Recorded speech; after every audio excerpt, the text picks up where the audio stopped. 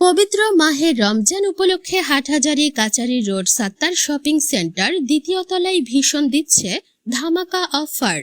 এখনই চলে আসুন ভীষণ শোরুমে। ৫,০০০ টাকা পণ্য ক্রয় করলে আপনি পেতে পারেন উমরা করার সুযোগ। আসসালামু আলাইকুম, আশা করি সবাই ভালো আছেন। আমাদের শুরু হয়ে গেল রমজান মাস উপলক্ষে উমরা কাফেলা অফার সিজন 2।